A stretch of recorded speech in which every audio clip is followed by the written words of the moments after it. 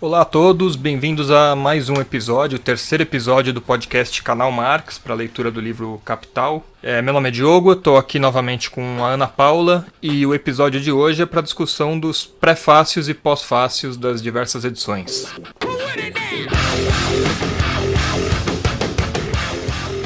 Antes de começar, gostaria de dizer que nós temos mais um canal de comunicação agora pelo Instagram Canal Marx, canal com K. Então podem nos seguir, podem deixar comentário. A gente pretende postar lá os novos episódios, né? Avisar a gente vai avisando, né? Vai ser mais um canal de aviso do que está acontecendo. E aí os episódios, como os dois anteriores, a gente vai colocar sempre no YouTube, no canal Caderno Sem Pauta, onde vocês encontram inclusive outros vídeos discutindo Marx e economia em geral. E no SoundCloud a gente colocou no formato podcast e está disponível para os seus agregadores que vocês utilizarem aí também. Isso, então quem prefere ouvir no formato de podcast, você pode usar aí o Podcast Addict ou qualquer outro agregador, você procura lá Canal Marx, canal com K, você já vai encontrar os dois primeiros episódios e esse terceiro episódio. A gente quer agradecer todo mundo que está incentivando bastante a gente. Está sendo ótimo, obrigado. Na sequência do episódio anterior, que foi da discussão do método dialético materialista do Marx, em contraste ao método hegeliano, a gente queria deixar aqui a recomendação de 2 livros para quem se interessar em saber mais a respeito. O primeiro livro é de uma chilena chamada Marta Harnecker com H e depois CK. Ele chama Conceitos Elementares do Materialismo Histórico. Ele traz... Apesar de ser um livro longo, ele tem um capítulo específico discutindo a dialética marxista e que ela traz isso de uma maneira mais mastigada. Ela escreveu o livro na época para os mineradores chilenos. Ah, que legal. Então, era justamente feito para pessoal de chão de fábrica mesmo e sem um conhecimento prévio disso. E nessa mesma pegada tem o livro do George Novak, com CK no final, Introdução à Lógica Marxista. Ele tem a mesma função desse da Marta. Ele escreve, na verdade, são compilados das palestras dele para operários norte-americanos, para conseguirem compreender, para conseguirem ter mais proximidade para a obra do Capital. Ó, que legal. Para os Estados Unidos, ainda por cima, né? Então a gente tem americanos e chilenos operários do mundo univos. Então a gente pode começar com o nosso... Chicago Boys. Versão marxista. Não faz isso. Bom, então vamos para o prefácio hoje? Vamos agora aos prefácios e no próximo episódio, mercadoria. Sim, a gente prefere esse primeiro capítulo, a gente vai ver que ele tem vários conceitos. Então a gente vai... Por conceito. E como vão ser conceitos que vão ser repetidos exaustivamente depois, a gente vai devagarzinho, aos poucos, para todo mundo ter tempo de assimilar. Inclusive, com base em algo que o Marx vai dizer aqui, já no prefácio da primeira edição. Eu queria começar comentando a primeira página do prefácio da primeira edição. Onde está a nota 1, pessoal. E já no prefácio da edição francesa também, ele retoma 2 assuntos nos dois prefácios. Que é o seguinte, aqui eu vou tomar a liberdade de ler um pedacinho. Só relembrando, novamente, estamos usando a versão do Capital da série Os Economistas, editora Nova Cultural, de 1985, em que os 3 livros foram divididos em 5 volumes. Esse aqui é o primeiro livro, tomo 1, volume 1, em que ele traz uma apresentação, mais os prefácios e mais a primeira parte do livro 1. Né? E alguns pós-fácios também. Então, no primeiro prefácio aqui, o prefácio da primeira edição, o Marx já alerta aqui logo no terceiro parágrafo o seguinte: todo começo é difícil. Isso vale para qualquer ciência. O entendimento do capítulo 1, em especial a parte que contém a análise da mercadoria, apresentará, portanto, a dificuldade maior. Mas para não desanimar o leitor, ele completa logo depois. Procurei torná-las acessíveis ao máximo. Querido leitor, se ele foi bem sucedido nessa tentativa de torná-lo acessível ao máximo, aí eu vou deixar para o ouvinte e para o leitor julgar. E só antes de avançar um pouquinho, ele fala mais ou menos a mesma coisa no prefácio da edição francesa.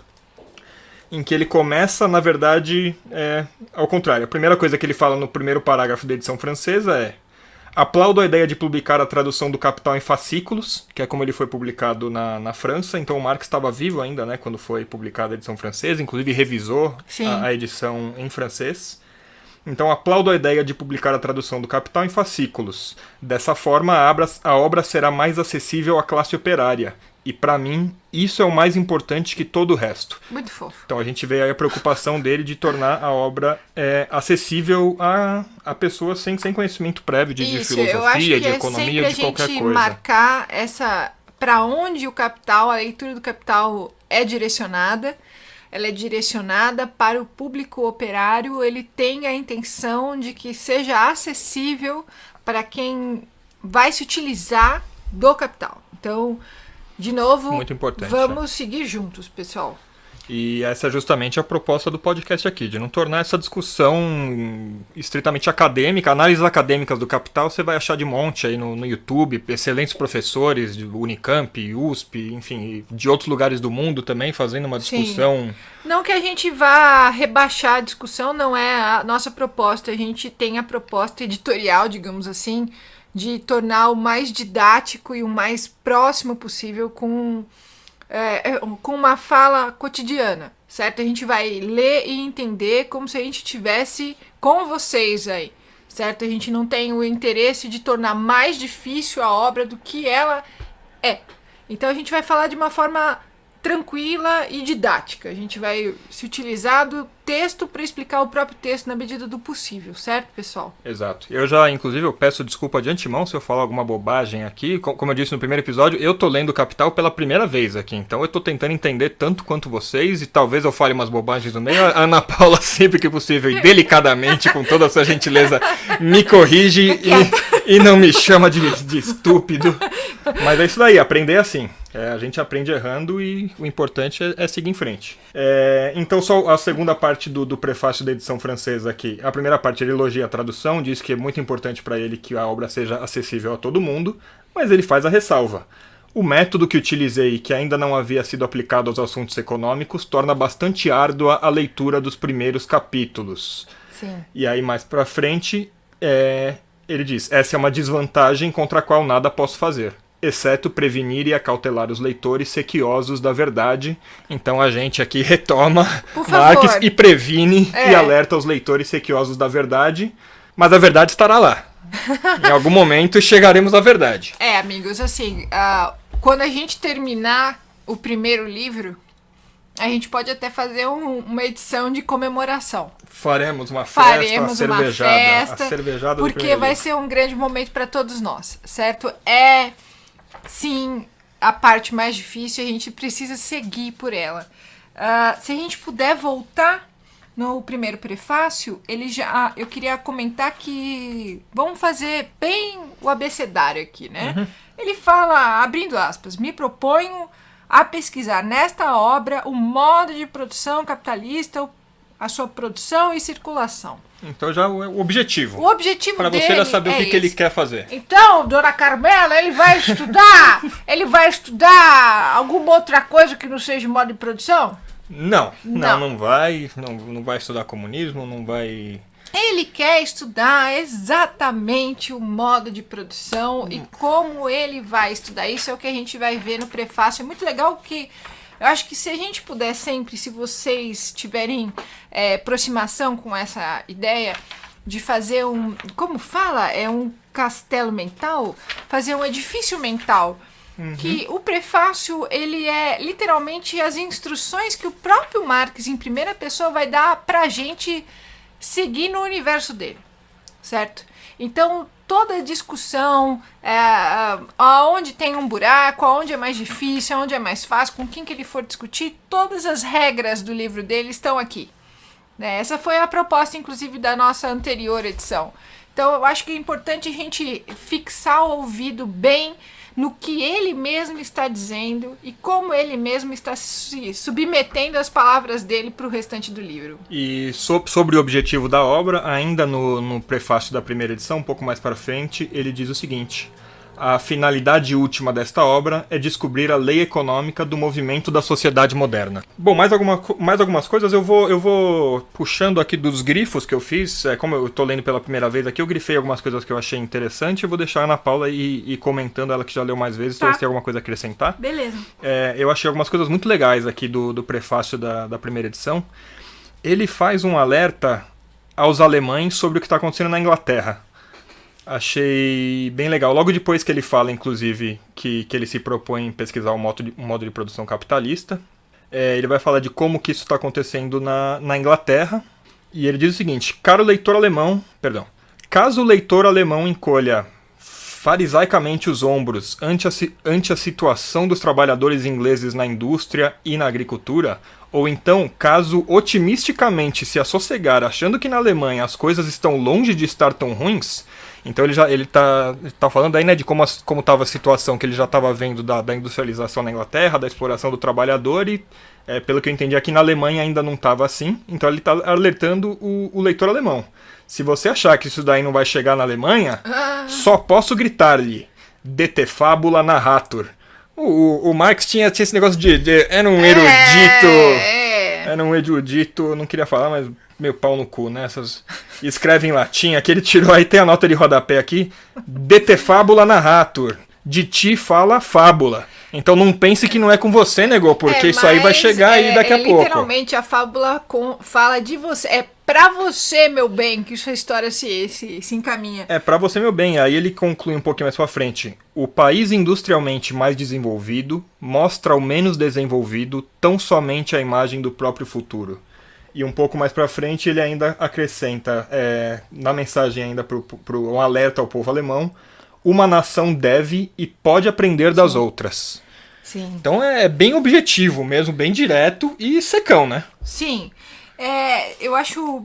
Ele vai falar uma coisa que pra mim sempre foi muito importante, pessoal, de retomar. Ele vai falar basicamente aqui: só se trata de pessoas à medida em que são personificações de categorias econômicas. Tá legal? Então quando ele fala o burguês, o proletariado, até diferente do que ele tá propondo aqui, falando, olha inglês, olha alemão, lê aqui. Nesse momento, quando ele vai falar isso, que eu tô mencionando, ele tá falando, você que tá lendo o meu trabalho, eu não tô falando o burguês da Praça do Sorro, o burguês alemão, o burguês brasileiro. Ele tá falando o burguês como uma categoria. Certo. E ele tá falando o proletário como uma categoria. Tá trabalhando com categorias. Então ele vai falar assim: não tornar o indivíduo responsável por relações das quais ele é socialmente uma criatura, por mais que ele queira colocar-se subjetivamente acima delas. Então, assim, não leia pensando no dono da fábrica, aquele indivíduo que acorda e passa bozando na cara. Não é esse. Ele tá falando de uma categoria. Então, ajuda a gente a pensar sempre que também é um livro que ecoa dentro da sociologia, porque ele joga para categorias. Sim, e aí meio em linha com o que você tinha dito no episódio passado, de que ele vai tratar do capital em geral, não vai tratar do capital num lugar específico. Porque às vezes pode passar a impressão que ele está sendo muito específico, porque ele vai dar muitos exemplos depois da Inglaterra, né? Sim. E do tecido e do preço. Ele inclusive usa as medidas inglesas, e a gente vai ver no prefácio do Engels que ele explica por quê, né? Você pode pensar por que o Marx era alemão, o Engels era alemão também, mas aí moravam na Inglaterra. Mas por que ele resolveu adotar... Se ele escreveu o livro em alemão, né? Por que ele resolveu adotar libras esterlinas e as medidas de peso inglesas e tudo mais? E o Engels, no prefácio da terceira edição, que aí o Marx já tinha morrido, e foi o Engels que fez a terceira... que fez as alterações na terceira edição, ele diz o seguinte: quando surgiu a primeira edição, havia na Alemanha tantos tipos de pesos e medidas quanto dias do ano. Isso é bem interessante, porque se a gente for lembrar, uma das principais características que a gente estuda dentro da sala de aula em história, no ensino médio, é que o Estado moderno, o Estado capitalista, é aquele que uniformiza os padrões. Exato. E por muito tempo as medidas inglesas foram padrão, né? Sim. Na Alemanha já se usava medida métrica nessa época, mas na Inglaterra, que era o principal centro capitalista e, enfim, a maior economia da época. Não, e aí ele até o Engels fala que na Alemanha tinha 2 espécies de marco. Para os jovens aí, antes do euro. Jovens. tipo a gente, assim, antes de ser euro na Alemanha, né, e na União Europeia, cada país tinha a sua própria moeda, e na Alemanha era o marco alemão. Então, nessa época aqui, em 1800 enfim, fim do século XIX, tinham dois tipos de marco. Então imagina a complicação que seria fazer um estudo, e um estudo tão detalhado que nem o Marx fez, né, com exemplos reais e tanta pesquisa de salário e de preços das coisas, com dois tipos de moeda, ia ter que ficar fazendo atualização monetária de uma para outra, ia ser um inferno, né? Tá aquele pau, então, né? por isso que ele escolheu a Inglaterra, mas como a Ana bem disse, não é porque isso só se aplicava à Inglaterra. Ele procura sempre tornar esse exemplo uma coisa geral. Sim, né? Ele busca o traço universal, né? Porque, de novo, é sobre o capital em geral. Eu queria comentar que hoje a gente teve, junto do nosso grande amigo Guaratiba e da nossa grande amiga Elisa, e eles comentaram conosco sobre a reelaboração de alguns trechos que o Marx faz na edição de tradução francesa do Capital. E exatamente o próprio Marx fala isso na página 15. Após a revisão da tradução francesa, ele buscou fazer algumas reelaborações mais profundas para adequar de cultura latina, de compreensão latina. Então ele faz alguns parágrafos, a gente não tem essa profundidade para conseguir falar o que existe na edição alemã que não existe na francesa e vice-versa, mas nós sabemos que o Marx relabora alguns parágrafos da edição francesa para que fique mais palatável, mais compreensível para nós de origem latina. Né? Interessante de pensar isso. E né? isso que você está falando, para situar, você falou a página 15, esse é o pós-fácil da segunda edição alemã já, que aí foi o seguinte, ele lançou a primeira edição alemã, nesse meio tempo saiu a edição francesa, o Marx revisou a edição francesa, fazendo a revisão da edição francesa, ele percebeu coisas que ele já queria alterar na edição alemã, porque a língua tem esse negócio maluco, né? Que a gente compreende as coisas a partir das palavras da língua, né? Os signos, significados, língua, linguagem. O Engels, inclusive, fala disso um pouco mais pra frente, eu vou comentar. Mas nesse prefácio da edição francesa, eu grifei aqui sobre isso, o Marx fala o seguinte: acredito que após a revisão da edição francesa a ser publicada em Paris, várias partes do original alemão exigiriam aqui uma reelaboração mais profunda, uma correção estilística ali, blá blá blá blá blá blá. Porém, faltou-me tempo.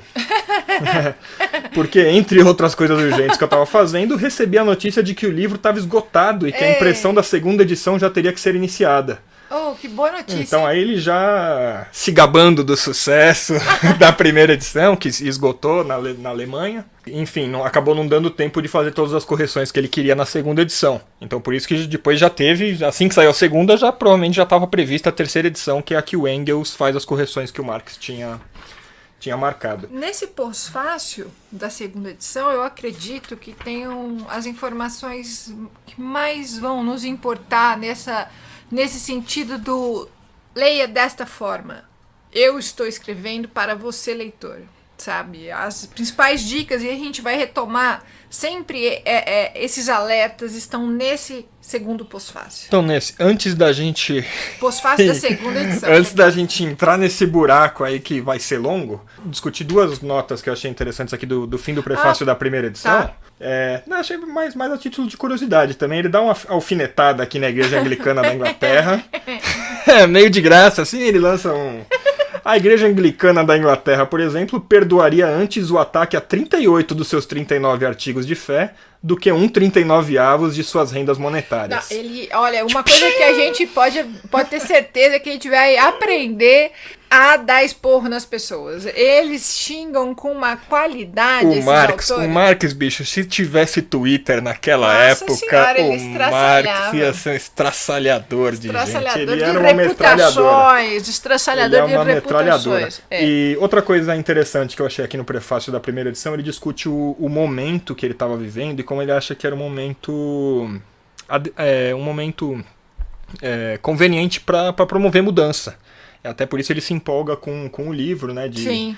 Então ele diz o seguinte a respeito dos Estados Unidos. Ele começa a falar que o Sr. Wade, vice-presidente dos Estados Unidos, andou declarando em reuniões públicas que depois da abolição da escravatura, a questão posta na ordem do dia seria a mudança das relações de capital e propriedade de terra. Só. São esses os sinais dos tempos e que não deixem cobrir problemas. Não significa que milagres hão de ocorrer amanhã. Então ele não espera que seja algo fácil. Mas indica que nas próprias classes dominantes já se insinua o pressentimento de que a atual sociedade não é um cristal sólido, mas um organismo capaz de mudar e que está em constante processo de mudança. Então, uma das coisas mais importantes para nós historiadores é que, e dentro disso, o materialismo histórico, é que a história é um projeto em aberto. Ele é um livro em branco que está o tempo todo aberto. O tempo todo aberto. Não existe um horizonte fechado. Ele tá... A sociedade, a história que nós estudamos, ela não é algo que está definido de antemão. Então, ela é um organismo vivo, certo? Ela muda o tempo todo. Ela se transforma. Isso a gente tem muito a... Como posso falar? O legado do materialismo histórico é muito forte para todos nós que trabalhamos com ele, nesse sentido. Assim, a história não é um caso fechado. Sim, e o Marx tanto acredita isso sobre a história como da organização econômica e dos meios de produção. Sim, ele tem essa compreensão. E aí no pós-fácil da segunda edição, nesse sentido, ele dá uma outra alfinetada aqui no Davi Ricardo. Né? No Economista ele fala o seguinte, sobre a estudo de economia política na Inglaterra, ele fala o seguinte: o seu último grande representante, Ricardo, toma afinal conscientemente como ponto de partida de suas pesquisas a contradição dos interesses de classe, de salário e do lucro e da renda do lucro e da renda da terra.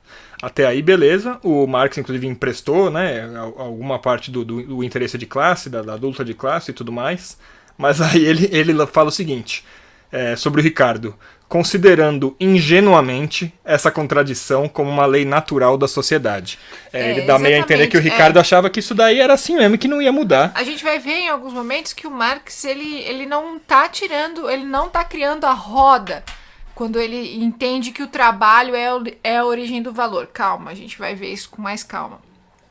O que ele tá esnucando o Ricardo aqui é exatamente isso. Ó, Ricardo, puta merda, você chegou tão perto. Quase, bicho, mas aí você fez a curva pra direita e era pra esquerda a curva. Exatamente. Ingenuamente, o Marx vai falar ingenuamente por carinho. Ingenuamente ele vai dizer que a contradição... O Ricardo vai dizer que essa contradição é uma lei natural. Aí o Marx se descabela. As coisas são assim, meu, não tem o que fazer, pô. Exatamente, o Marx se descabela e fala, não natural uma ova.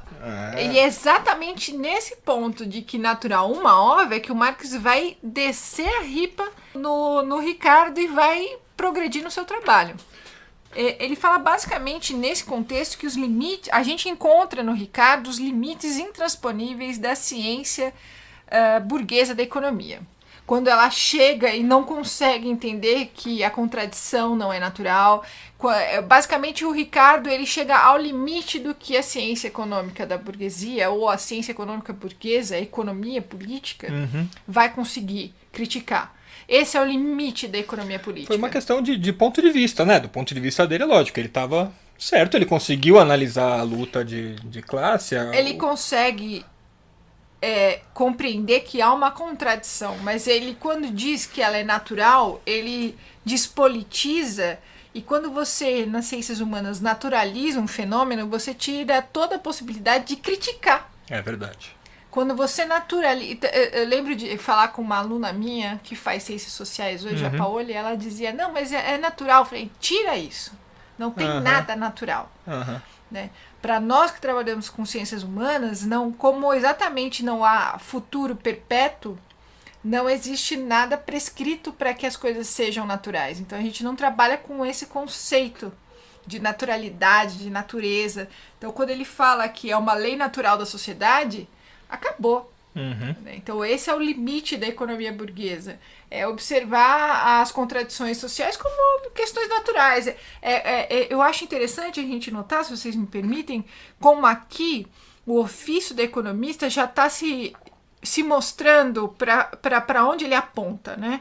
O economista é aquele que vai tentar olhar a sociedade, porque a gente não pode esquecer que a economia é uma ciência social aplicada. A economia está dentro do guarda-chuva das ciências humanas e ele é uma das varetas, se é que eu posso dizer assim, da sociologia, das ciências sociais, melhor dizendo.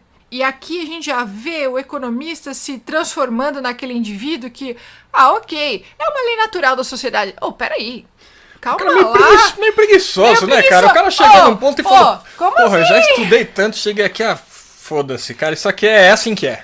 Não, mas então... Mas porque é assim, é natural, foi criado, o homem foi criado assim. Mas aí a gente encontra os limites da ciência burguesa da economia, exato? Quando ela diz que, se é um fenômeno, se é uma questão natural da ciência social, então isso aqui eu não preciso explicar. Mas pera lá, como assim não preciso explicar? E aí entra a questão crítica do Marx, que ele vai escrever o Capital como crítica à economia política. Então, aquilo que digamos assim, gente, aquilo que para o Ricardo, que é o limite da ciência econômica burguesa, tá dando como natural, é o que ele vai pôr em crítica, ele vai colocar em xeque, ele vai criticar, não tem nada de natural essa contradição. Basicamente esse é o Capital. Acho que a gente tem que fazer aqui só a ressalva, para não parecer que a gente tá metendo o pau em tudo. A gente fala brincando assim do Ricardo, do Riqueza das Nações lá. Do Adam Smith, tá? Mas, porra, foram caras que dedicaram a vida a chegar nessas conclusões também. Não é que eu falo, o cara foi preguiçoso e não continuou. Não é que a Microsoft tava pagando ele pra ele não continuar o estudo dele depois. Não, o cara dedicou uma vida a um estudo, chegou num ponto muito legal. E o Marx, se tivesse que ter pego do zero, talvez, tudo que o Ricardo e o Adam Smith já tinham elaborado, talvez ele nunca conclusões que ele chegou, porque não daria tempo em vida. Pegou essa bagagem toda que veio aí. Eu acho que assim, a gente tem que lembrar sempre que pra criticar a gente não precisa esculachar o indivíduo. Então assim, a gente tá falando que o cara foi preguiçoso no sentido, preguiçoso com aspas, porque ele sabe o que ele tá fazendo. Essa ingenuidade é bem demarcada. Ele tá defendendo um projeto. Então assim, quando a gente lê outros textos do Marx, você chegou tão perto, bicho, por que você fez isso? Porque tu é um burguês. Porque você tem um propósito. Você analisou o negócio e não foi. Como é possível? Então, assim, eu acho que isso serve para nós aqui, mas principalmente para qualquer coisa. Nós que nos propomos a fazer um trabalho de qualidade, o propósito é criticar sempre as ideias, certo? Não os indivíduos. Então, assim, o Davi Ricardo fez um trabalho de qualidade, mas isso não nos impede de falar que tem limitações, e as limitações estão postas criticamente. Assim como talvez o trabalho do Marx tenha as suas limitações também. Não, mas ele não descarta tê-las. Porque, de novo, se o projeto dele é falar sobre o modo de produção da economia capitalista, ele está falando sobre o modo de produção da economia feudal? Não. Ele está falando da economia socialista? Não. Então, quando você define bem os seus limites, eu sempre brinco isso quando algum aluno chega pra mim e fala o que eu vou pesquisar, o que eu vou estudar. Eu falei, bicho, define bem o que você vai fazer, pra que quando te baterem do que você não fez, você fala, não, mas espera lá, eu não disse que eu ia fazer isso. Pega o seu recorte, né? Defenda o seu recorte com unhas e dentes, meus queridos. Antes da gente entrar numa parte legal aqui da segunda edição, que a Ana certamente vai querer entrar em mais detalhes, duas últimas coisas aqui do pós-fácil da segunda edição antes dessa parte. Ele dá mais dois alertas sobre a Alemanha, assim como ele tinha feito no prefácio da primeira edição. Aqui na segunda edição ele fala o seguinte: desde 1848, a produção capitalista tem crescido rapidamente na Alemanha e já ostenta hoje seus frutos enganadores. E um pouco mais pra frente ele fala, na Alemanha, ele faz um contraste aqui entre como que está se desenvolvendo o capitalismo na Alemanha em relação ao Reino Unido e à França. Ele diz o seguinte, na Alemanha, o modo de produção capitalista atingiu a maturidade depois que o seu caráter antagônico já tinha se revelado ruidosamente na França e na Inglaterra, por meio de lutas históricas. Enquanto o proletariado alemão já possuía uma consciência teórica de classe muito mais decidida do que a burguesia alemã. Então, achei interessante isso daqui, essa análise que ele faz.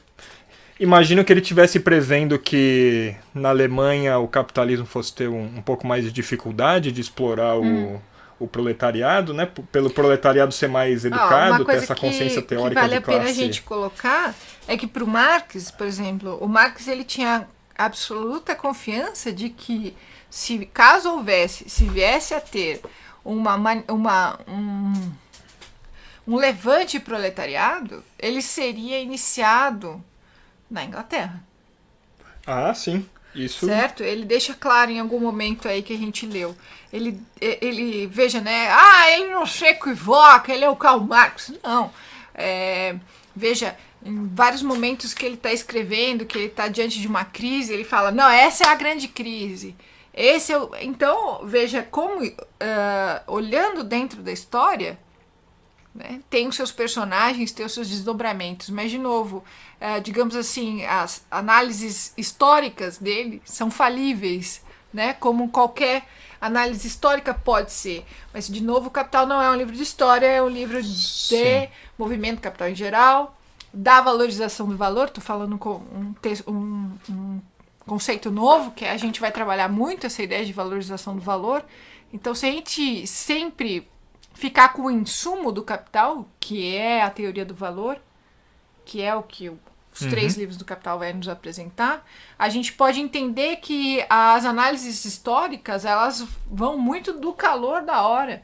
Ah, sim, com certeza. Vai ter muito do que estava acontecendo ali, né? Sim, ele deixa bem claro isso nos prefácios. Que o prefácio, ao contrário do resto do livro, tem... Não vou dizer que é ao contrário do resto do livro, porque eu não li o resto do livro. Deixa eu me corrigir aqui. O prefácio eu achei legal que tem muita opinião dele. Sim, tem muita visão fala, dele, né? ele fala as coisas e você sente assim... Realmente é o sentimento dele, do que isso ia causar, Sim. o que a gente falou, o objetivo dele tornar isso acessível ao proletariado. Ele queria que isso realmente fizesse uma mudança. Eu acho que é legal quando você lê o Marx falando em primeira pessoa, é que em momento nenhum ele fala, não, mas eu estou escrevendo isso aqui, como é que a gente fala? Eu sou isento. Não! Isentão. Isentão. Não, ele põe a cara tapa. Fala, isso aqui, como eu sou feliz de saber que a edição esgotou e como eu sou feliz de saber que os operários estão lendo isso, porque eu tô escrevendo isso pra vocês. O cara deve ter ficado felizão. Ele não tá chegando e falando assim, não, olha, veja bem, não, eu tenho um lugar, mas isso não impede de eu fazer um trabalho de fôlego sobre como funciona a economia. Certo? Eu pretendo que a economia seja utilizada para quem esteja lendo, que eu direciono isso pro operariado, mas hoje em dia, eu lembro de uma das minhas aulas na história, o professor falava que já existia uma burguesia alemã dos bancos, fazendo um parênteses, que lia o Marx para entender a economia capitalista funcionava. É verdade. E se surpreendiam.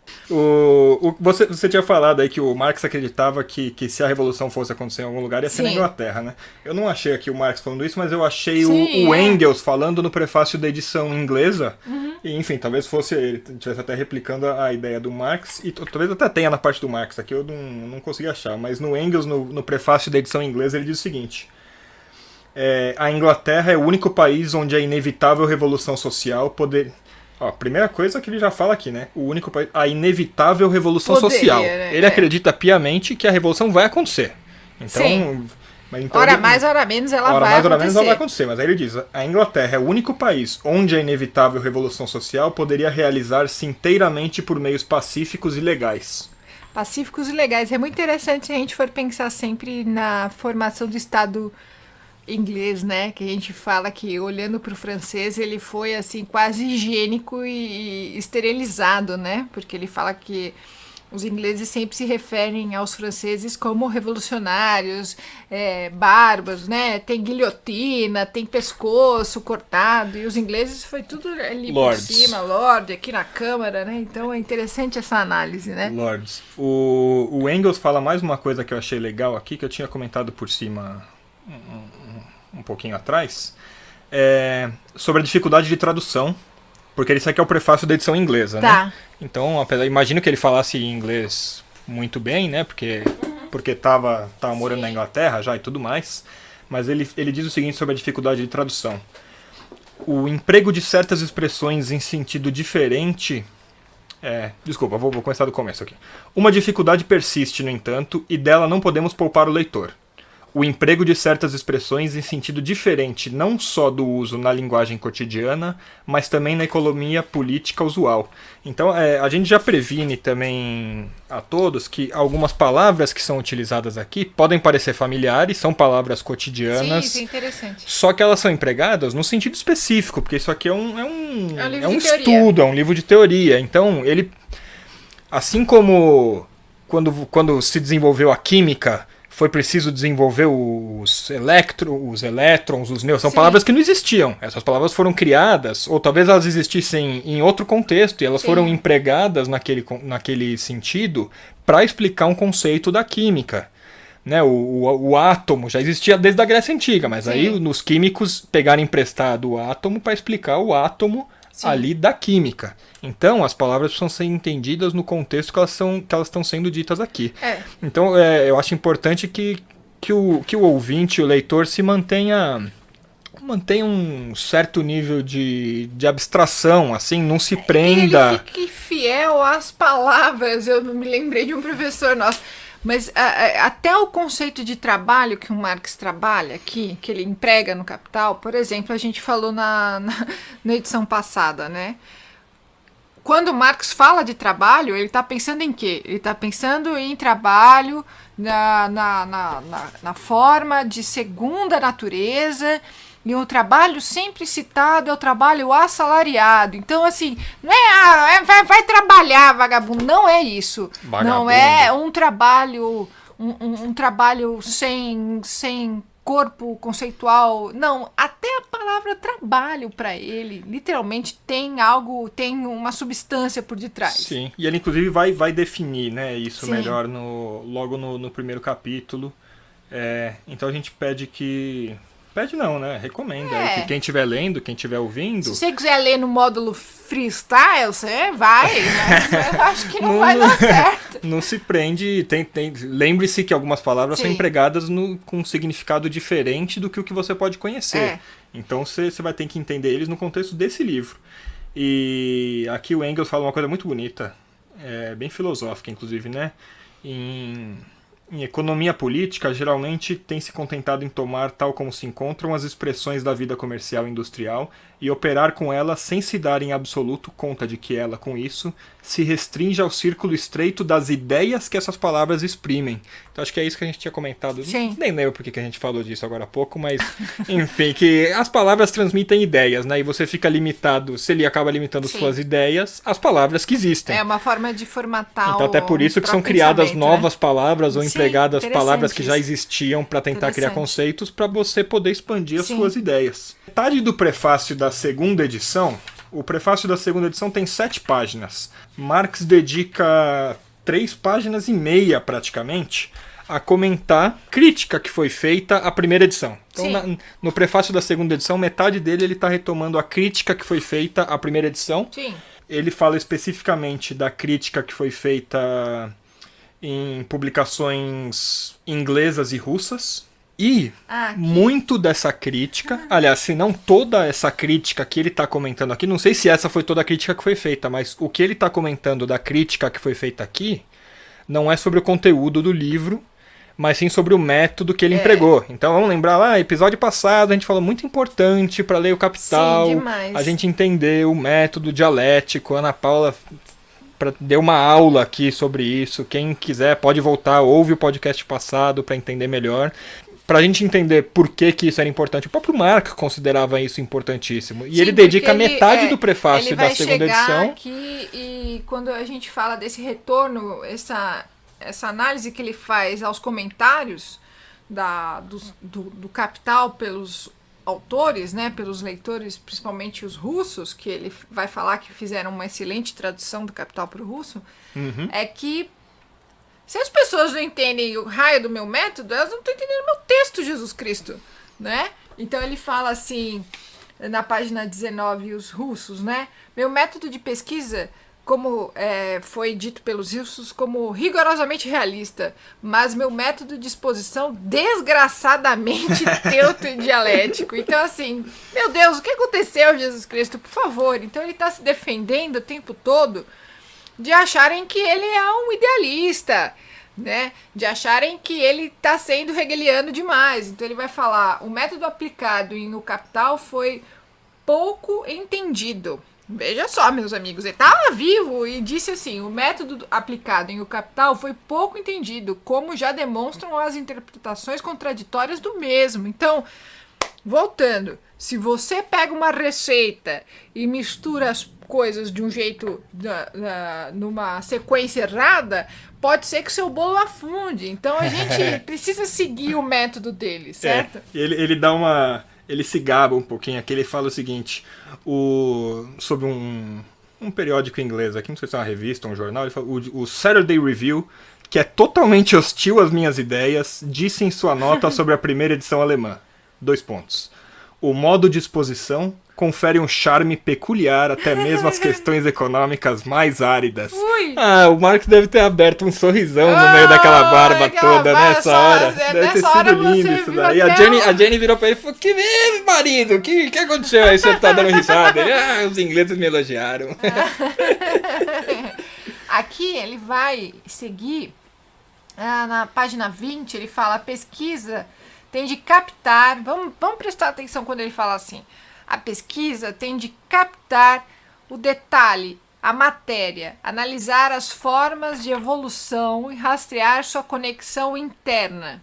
Ok, né? Eu tô na página 20, pessoal. Só depois de concluído esse trabalho é que se pode expor adequadamente o movimento real. Então, o que ele está falando aqui?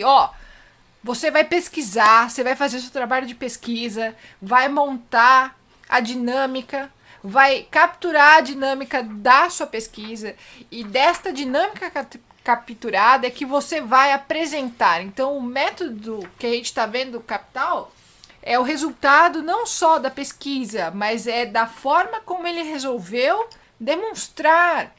Porque ele não começa do início da exploração da mão de obra na Inglaterra. Ele começa da mercadoria. Porque ele escolheu, não é que o texto que ele leu, o primeiro texto dele, da pesquisa dele, foi a mercadoria. Não é isso. Aliás, fazer uma análise de capitalismo, não sei se eu estou sendo leviano, mas para mim faria mais sentido começar com dinheiro. A gente vai ver por quê. Vamos começar com dinheiro, mas ele não ele começa com dinheiro, ele entra depois em dinheiro. Ele se questiona porque em algum momento dos testes dele, digamos assim, dos diários dele, ele pensa em começar com dinheiro. Ele fazia grupos focais, chamava empresas de marketing, marketing literário, apresentava para 10 pessoas mercadoria, de diversas classes sociais e renda. Não. O que você quer? Mercadoria ou dinheiro? Eu quero mercadoria. O outro não é o dinheiro. Então, quando ele pensa em começar pelo dinheiro, ele tem digamos, a eureka de que a questão não está no dinheiro. Porque a gente vai ver a questão do equivalente geral. Como é que da mercadoria se desdobra o equivalente geral, que é a forma dinheiro. Então, todos esses nossos questionamentos que estão aparecendo no prefácio e no pós-fácio, apareceram para ele também. Eu acho isso muito interessante pensar. Claro. Mas ele escolhe a mercadoria por motivos bem específicos. Mas em algum momento do trabalho dele de pesquisa, que é anterior ao trabalho de apresentação que a gente tem aqui, ou seja, o que a gente está na mão é o resultado de um trabalho muito grande. A pesquisa dele não está aqui linear. Eu acho que a gente comentou aqui na apresentação, falou alguma coisa de 10 anos, né, para escrever esse livro. 10 anos. 10, 15 então, anos para assim, escrever o livro. Então, pesquisa, o cara não fez de qualquer jeito, né? Tudo tem um motivo. A gente não está vendo a pesquisa eu comecei aqui minha pesquisa pela mercadoria. Não foi isso. A pesquisa ficou para trás, aí ele desenvolveu e fez esta apresentação categorial, certo? É o livro teórico da apresentação do desenvolvimento categorial do capital em geral, certo? Então, de novo, talvez bonita, isso se a gente for entendendo melhor, não é o resultado da pesquisa crua. Não. O resultado da pesquisa crua dele tem vários desenvolvimentos de como apresentar isso dialeticamente nos manuscritos, nos grundris. Esse resultado é o resultado que ele decide. Então ele vai falar o seguinte, na página 20 ainda, meu método dialético não só difere do hegeliano, mas é também sua antítese direta. Coloca no lugar de antítese sua contradição direta. Ele é o demiurgo do real. Onde ali, a passagem do demiurgo do real é super importante pra gente. Ele diz o seguinte, para Hegel. Então, lembra, no episódio passado a gente falou, Marx pegou o método dialético de Hegel, virou do avesso, e enfim, tá comparando aqui qual que é a diferença do que ele fez em relação ao Hegel. Então ele fala, para Hegel, o processo de pensamento que ele, sob o nome de ideia, transforma num sujeito autônomo é o demiurgo do real. E o que é demiurgo? O que é demiurgo, Ana O Paula? demiurgo, ele é o artífice, ele é o artesão da realidade. Ele é uma imagem mítica, digamos assim, de uma figura que trança a realidade acima dela. Criaria a realidade acima dela, estaria acima da realidade construindo. Ele é o artesão da realidade. Então, Hegel, ele usa a ideia como o artesão da realidade. A ideia faz a realidade, né? Mais ou menos isso. Sim, exato. Essa é a ideia do Hegel. E ele diz que não. Ele diz que não, ele diz o seguinte: para mim, pelo contrário, Sim. o ideal não é nada mais que o material, transposto e traduzido na cabeça do homem. Posso pedir pra gente pausar aqui? O que é transposto? Vamos lembrar, nas nossas aulas de química tem a posição cis e a posição trans. Ei, lasqueira. A posição cis, digamos assim, horizontal, certo? E a trans é a posição diagonal, certo? E o que é transposto?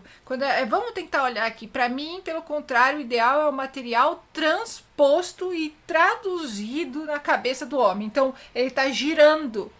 O ideal está torcido. Ele entra invertido na cabeça do homem. É mais ou menos como entra a imagem no olho humano. Não tem essa história de que a imagem entra de ponta cabeça no olho humano e o cérebro aqui converte, né? É uma boa imagem. Né? Então, o real tá aqui, ele entra invertido, ele entra transposto. Exato, e isso pra gente vai ser super importante para entender o conceito dele de alienação mais pra frente. Conceito de alienação. Segura essa informação. Alienação que, junto com ideologia, termos que tornaram-se famosos na boca do Marx, né? Então, de novo, esse trecho do demiurgo é super importante pra gente, super importante. A gente vai voltar várias vezes até o final. Ele vai continuar aqui, logo em seguida, e ele vai falar uma outra coisa super importante pra gente. A mistificação que a dialética sofre nas mãos de Hegel não impede de que a gente se utilize do método. É necessário invertê-la. E aí você coloca aí no seu texto que não é só invertê-la. Em alemão, o termo que ele usa é invertê-la e virá-la do avesso. Então eu vou ler com os dois sentidos, ok? É necessário invertê-la e virá-la do avesso. A gente, antes de sentar aqui e conversar, o que a gente pensou é que, inclusive, o nome do podcast podia ser Como uma Luva, certo? Sim. Então, eu acho que a gente pode pensar exatamente o que quer dizer inverter e virar do avesso, tá? Então, se você tem uma luva de lavar louça, certo? Sua luva de lavar louça, certo? Certo. Quando você vira ela do avesso, a mão direita vira a mão esquerda, certo? Quando você tira quando entrou água na sua luva de lavar louça, certo? Aí você quer secar, aí você põe ela do avesso. Certo. A mão direita vira a mão esquerda na hora que você puxa a luva pra dentro. Vira não só do avesso, isso, como ela se inverte. Ela se inverte. Quando você coloca a sua luva do avesso, você necessariamente está invertendo ela. Então, o que ele está querendo dizer? Quando ele vai falar do invólucro místico, para descobrir o cerne racional do invólucro místico. Ele está falando o tempo todo que, para você utilizar bem o método hegeliano, você precisa inverter e virar do avesso ele, para tirar o cerne racional dentro do invólucro místico. Então, o que ele está querendo dizer? Ele está pegando o caroço, lembra que eu usei aquele termo maravilhoso, cu da minhoca? Ele está pegando aquilo com uma pinça. Esse é o caroço racional. A dialética é o que para o Hegel? É um trecho da tríade, não é o método todo. Ele não é um filósofo dialético, Hegel. Ele é especulativo. A dialética é um momento da apresentação das categorias dele. Melhor, ele é um momento da trajetória do absoluto, da ideia, que o Marx está chamando de demiurgo do real. Então, o caroço racional é tirar a dialética desse enorme universo hegeliano e falar, eu quero usar ela. Ele pinça de um projeto idealista e coloca a dialética para a função de um projeto materialista. Então, ele inverte a posição da dialética e vira ela do avesso. Então, isso pra gente é super importante. Provavelmente, se você estiver usando a nossa edição, Coloque aí, quando ele fala invertê-la, coloque também virá-la do avesso. Porque o termo é o termo alemão, como fala bem, que você que é alemãozão.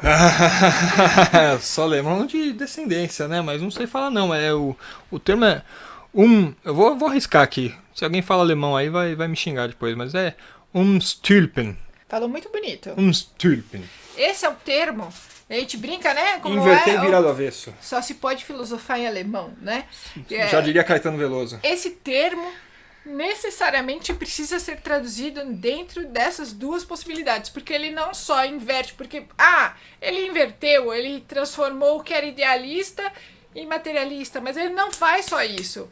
Põe ela do avesso nesse sentido da alienação. Ele tá falando que o ideal é o transposto. Lembra? O que ele falou aqui atrás? O ideal é o material transposto e traduzido na cabeça do homem. Então ele não está só fazendo uma inversão do idealista para o materialista. Ele está mostrando aqui nessas palavras que aquilo que é posto, que é visto como aparência, tá invertido. Então, ele vai falar também que se a aparência fosse exatamente idêntica à essência, não haveria necessidade de se fazer ciência. Então, ele está levantando o caneco de que o que a gente vê não é necessariamente o que é. Então, a gente pode usar isso para qualquer coisa, até para o infeliz que pega uma régua e joga no horizonte falando que olha aqui, isso aqui é plano, porque olha só, eu estou olhando o horizonte. Até o infeliz que vai falar que não tem aquecimento global, porque olha aqui, tá mó quente, olha, não sei o que, tá frio, tá nevando, não tem aquecimento global. A aparência não é a essência das coisas, por isso que se faz ciência. O exercício da teoria do valor é inverter a realidade e virá-la do avesso.